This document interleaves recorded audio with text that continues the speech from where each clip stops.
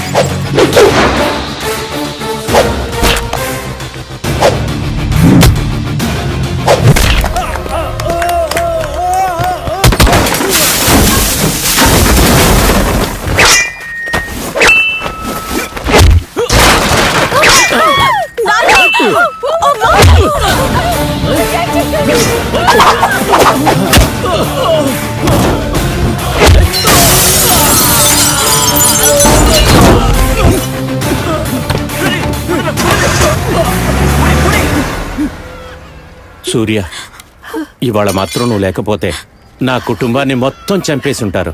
నువ్వు దేవుళ్లాగా వచ్చి మమ్మల్ని అందరినీ కాపాడావు. దేవుడు, పోలీసులు వీళ్ళంతా ఒకరు చనిపోయిన తర్వాతే వస్తారు, కానీ నేను మనిషిని కాబట్టి 10 నిమిషాల ముందే వచ్చాను. అది కరెక్టో తప్ప నాకు తెలియదు. కానీ ఈ రోజు నువ్వే మా దేవుడివి.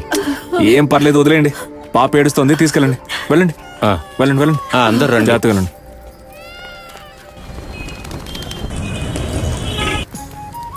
ఏం చెప్తుందో నాకు తెలియట్లేదు. అమ్మా, ఫుడ్ స్ట్రీట్ ఎక్కడ ఉంది? అట్లా తిన్నగా వెళ్ళమ్మా, అక్కడ ఉంది. ఓకే.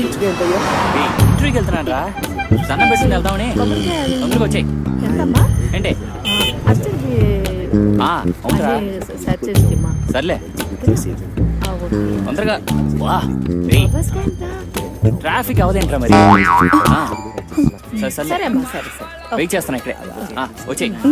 అవునవును, ఒరిజినల్ నోటేనా? ఒరిజినలే. ఏంటండి ఉషా మేడం ఊరికెళ్ళలేదా? ఇంకా ఎంత సెక్యూరిటీ నంచెప్పంతో షాపింగా?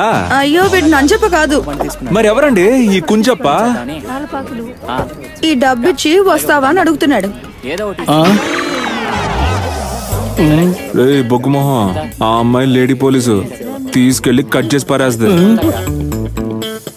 ఆ అమ్మాయికి 300 ఇచ్చాను, నన్ను కాపాడవయ్యా. నా దగ్గర ఉందిలే, ఇస్తాను. ఎంత ఉందంటే? పరిగెత్తి పరిగెత్తి. నమస్తే మేడం, వస్తాను. మీరేమన్నా అనుకోండి, పేదవాళ్ళ ఇంట్లో అమ్మాయిలు పుట్టకూడదండి. పేదింటి అమ్మాయిలకి నేను దారి చూపిస్తాను, రండి. నేను అలాంటి అమ్మాయిని కాదు.